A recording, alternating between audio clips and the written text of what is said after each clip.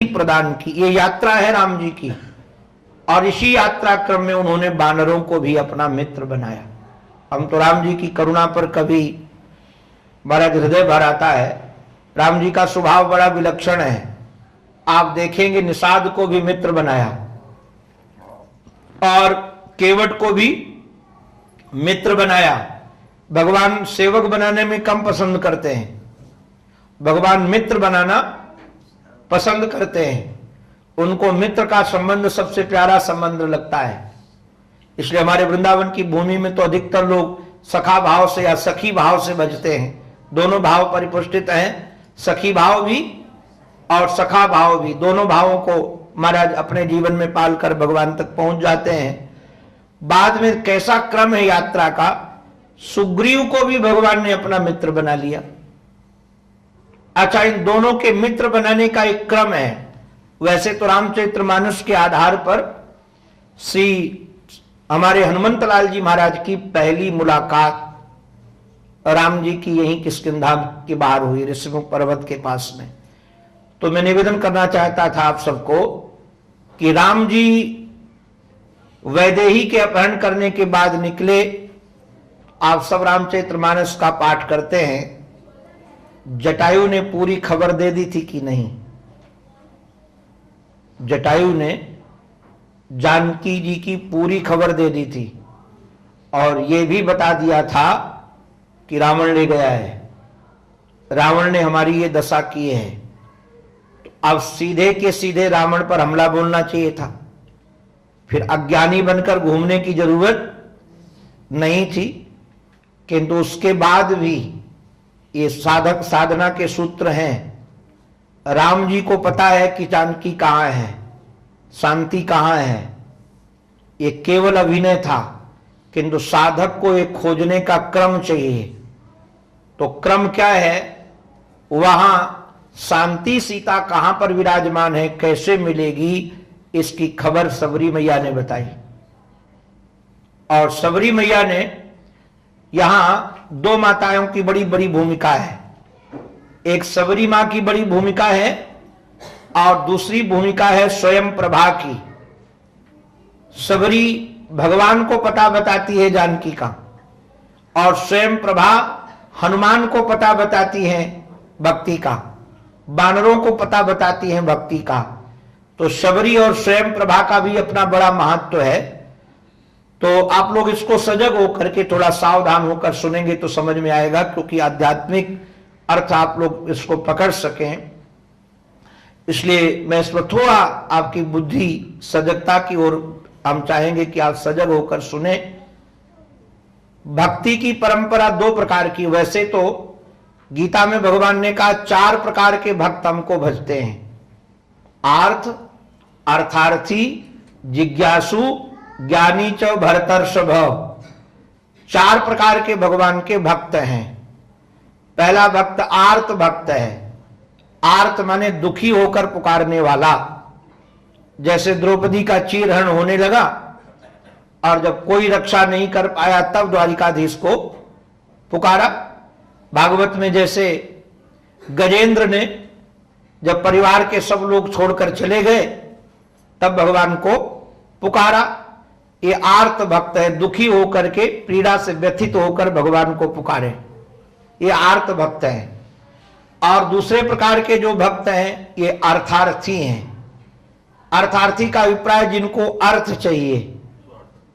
स्वार्थी तो क्या कहें, अर्थार्थी ही कहो, क्योंकि धन चाहने वाले लोग। और मुझे ऐसा एहसास होता है भगवान की कृपा से, अन्य और ज्यादा बढ़े हम चाहते हैं, किंतु 99% 99 पॉइंट हमको लगता है कि द्वापर में, त्रेता में, सतयुग में तो शायद दूसरे भी होते होंगे ज्यादा, किंतु कलयुग में तो अर्थ ही चाहने वाले लोग हैं अधिकतर।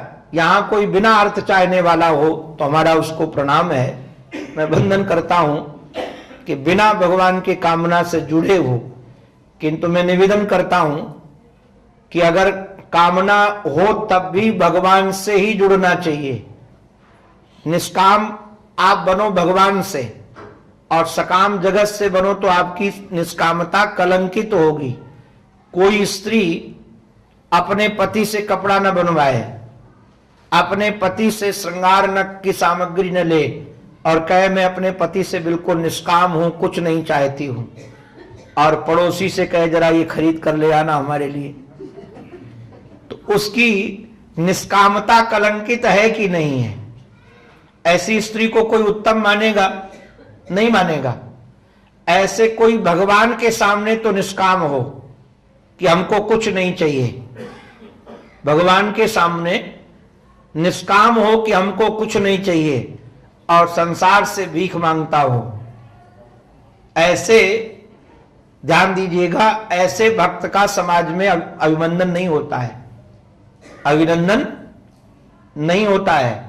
अगर हम निष्काम हैं भगवान से तो जगत से भी निष्काम है। हमारे आराध्य गुरुदेव तो कहते थे, कोई घटना ऐसी घटी, कुछ वित्त की आवश्यकता थी आश्रम में, तो महाराज जी के शिष्य भारत के उद्योगपति बिरला, बसंत कुमार बिरला, सरला बिरला, ये सब उद्योगपति भारत के महाराज जी के शिष्य हुआ करते थे। आज भी उनका प्रेम वैसे ही है। तो किसी भक्त ने महाराज जी को हमारे कहा कि आप बिरला जी से कह दो तो ये काम हो जाएगा। महाराज जी हमारे हंस करके बोले, बिरला से क्या, मैं परमात्मा से भी कभी कुछ नहीं मांगता हूं। उन्होंने अपने जीवन में कभी किसी से कुछ नहीं मांगा और कहते थे साधु बनकर दो काम तो जरूर करना चाहिए। हम लोगों को दीक्षा दी जाती थी तो ये सिखाया जाती दीक्षा में, कहते थे भजन हो सके तो भजन करना, न हो सके तो कोई बात नहीं, मत करना, किंतु दो काम कभी मत करना, एक तो चंदा मत करना और एक निंदा मत करना। ये साधु का काम चंदा मांगने का नहीं है। तो कहीं पूरे जीवन में महाराज जी के कहीं भी उनके पास में, अभी मैं घटना पढ़ा था, हृदय भर आया। एक लंदन के डॉक्टर थे आंख के, मारवाड़ी परिवार के, मैसूरी परिवार के, महाराज जी के शिष्य सन्यासी बन गए। बंबई में महाराज जी की सेवा में थे, गुरुदेव की तो सेवा में थे। तो एक माता जी ने महाराज जी स्वामी जी से पूछ दिया, हमारे हम लोग डॉक्टर स्वामी कहते हैं उनको, उनसे पूछ दिया कि अगर गुरु पूर्णिमा में महाराज जी को हम गरम टिफिन ला करके दे जिसमें भोजन रखा जाता है तो उपयोग में आएगा? स्वामी गोविंदानंद जी महाराज ने कहा कि आ जाएगा, उपयोग में आ जाएगा। इतना ही कहा उन्होंने, कहा कि उपयोग में आ जाएगा। गुरु पूर्णिमा में वो माता जी टिफिन लेकर के आ गई गरम। उस समय, आजकल तो सहज हो गया, उस समय कम मिलते होंगे। महाराज जी ने पूछा कि ये क्यों लाई हो? बोले गोविंदानंद से पूछ कर लाई हूं। तो महाराज जी ने उसकी ओर देख करके एक ही वाक्य बोला, क्या गोविंदानंद जी भी भीख मांगने लगे क्या? एक ही वाक्य था, क्या वो भी भीख मांगने लगे क्या? महाराज जी को बिल्कुल पसंद नहीं था, किंतु एक निवेदन आज से करे, यदि मांगने का मन भी हो तो भगवान से मांगे, ये भी कलंक नहीं है। मोर दास कहाय नर आशा, भगवान का दास बनकर के अगर मांगने का मन है, कुछ जीवन में चाहिए, तो भगवान से कहो कि हमारे मन में ये चीज है। और हमको तो लगता है नारद जी जैसे मांगना सीखो। नारद जी जैसे मांगना सीखने का अभिप्राय, आपको अच्छे बंगले में रहने का मन है, अच्छी व्यवस्था में रहने का मन है, अच्छे लोगों के बीच में रहने का मन है, बहुत अच्छी बात है, होना भी चाहिए। किंतु भगवान से जब मांगो तो एक बात कह दो कि हमारा मन तो ऐसा है, किंतु हमारा उसमें कल्याण हो तो भेजना, नहीं तो नहीं भेजना। हमारे नारद जी महाराज को विवाह करने का मन हो गया, आप सब कथा जानते हैं रामचरितमानस में। विवाह करने का मन हुआ और वो ऐसी लड़की के साथ में हुआ जहां स्वयंवर होने वाला था। स्वयंवर में तो लड़की ही चयन करती है वर का, और हमारी बहनों की आदत है वो सुंदर पुरुष चाहती हैं। तो नारद जी ने सोचा कि सुंदर बन करके आए तो विवाह हो जाएगा, किंतु ब्यूटी पार्लर वाले के पास में नहीं गए कि सुंदर बना दो। मैं तो कई बार हंसता हूं कि अगर भगवान शंकर के पास जाते और कह देते सुंदर बना दो तो पक्का बना देते हो और विवाह भी कन्फर्म हो जाता, किंतु वहां नहीं गए, भगवान के पास गए। क्या बढ़िया सकामता का प्रयोग किया और कहा कि मैं चाहता हूं कि मेरा विवाह हो, किंतु जेह विधि होए नाथ हित मोरा, करहु सुवेगी दास में तोरा। हमारे ठाकुर ने भी कह दिया, जी विधि हुई है परम हित, नारद सुनहु तुम्हार। हम तो संसारियों का हित करते हैं और महात्माओं का परम हित करते हैं। संसारियों का हित करते हैं किंतु महात्माओं का हम परम हित करते हैं। और भगवान सुंदर बनाने की जगह नारद जी को बंदर बना दिया। आप कथा सब जानते हैं। और नारद जी ने श्राप भी दिया तो उसको भी अंगीकार कर लिया। देखिए, जैसे कई बार आप लोगों ने देखा, ये भगवान की करुणा है। जैसे कोई बच्चा अपनी मां से कह रहा हो कि हमको चॉकलेट दे दो, और उसके दांत खराब हो रहे हो, तो मां देती नहीं है। मां देती नहीं है। कई बार बच्चा नाराज होकर दोनों हाथ से मां को मारता भी है, किंतु क्या मां नाराज होकर बैठ जाती है कि रोटी नहीं देती उसको? छोटे बच्चे का प्रहार भी सह लेती है वो। ऐसे भगवान अपने प्रेमी का प्रहार भी सहते हैं, गाली भी सहते हैं, और सह करके कल्याण करते हैं। तो मांगने के, यदि आप अर्थार्थी हो तो घबराना नहीं और भगवान से मांगो। और मैं आपको एक बात निवेदन कर दूं, मेरा तो एक अनुभव है, लगभग हमने अथक पुरुषार्थ किया 20 साल तक, किंतु मैं फेल हो गया। क्या पुरुषार्थ किया? घर छोड़ करके आया तो मैंने कहा दुनिया में किसी से भी हम सकाम प्रेम नहीं करेंगे, किसी से भी सकाम प्रेम नहीं करेंगे, कुछ उससे चाहेंगे नहीं, सम्मान तक नहीं चाहेंगे, किंतु फेल हो जाते थे। पहले तो सकाम होता था, बाद में पहले निष्काम होता था, बाद में सकाम हो जाए।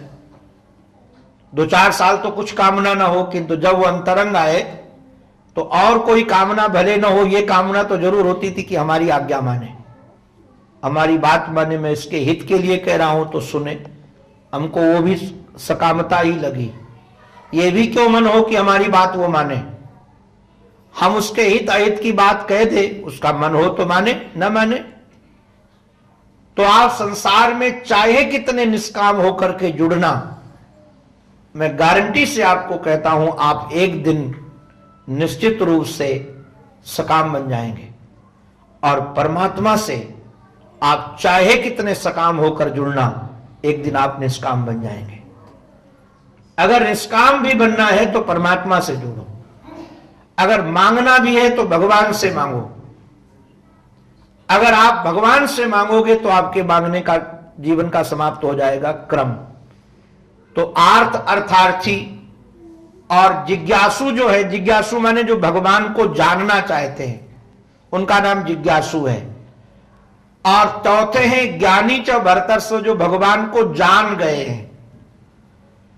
तो मैं निवेदन करा तो 2 माताएं मिली, एक सबरी मैया, ये भगवान की जिज्ञासु भक्त है और भक्ति से भरी है।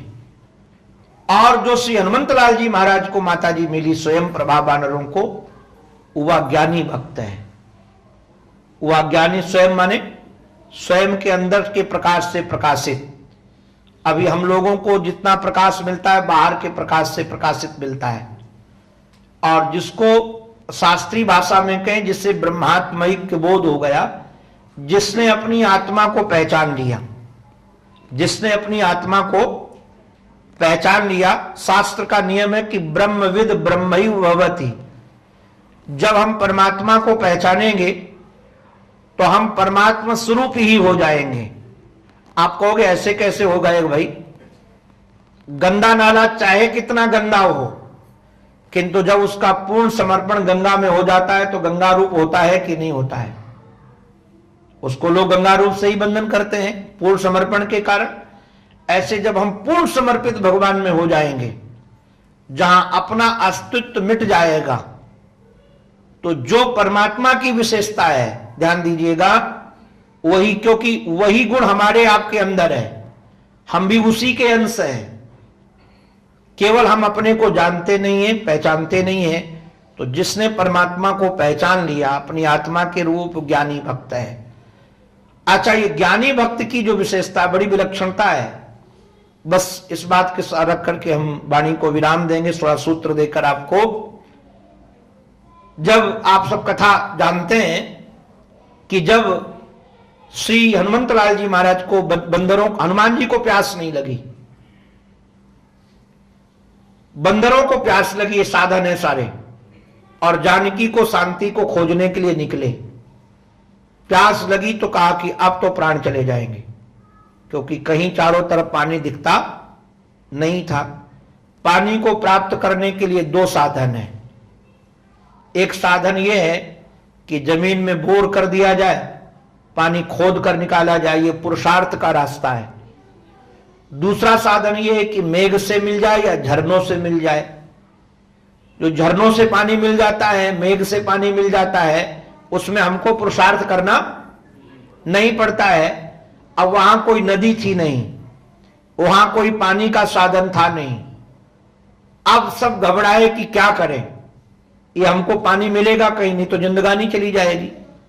तो श्री हनुमंत लाल जी महाराज एक पहाड़ पर चढ़े, और पहाड़ पर चढ़ करके महाराज वहां से उन्होंने देखा तो पहचान गए।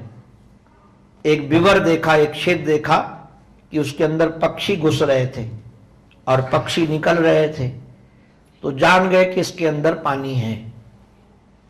अब पानी है। अब इस पूरे बानरों की सेना के मुखिया थे हमारे अंगद जी, और हनुमान जी महाराज सबसे पीछे चले थे, और सबसे फर्स्ट नंबर पर मुखिया बन करके उस यूथ के अंगद जी थे। हनुमान जी महाराज ने कहा इस गुफा के अंदर पानी है, और पानी पीने के बाद हमको शांति मिलेगी, किंतु गुफा के अंदर घुसे कैसे। अंगद को गुफा से बहुत डर लगता था।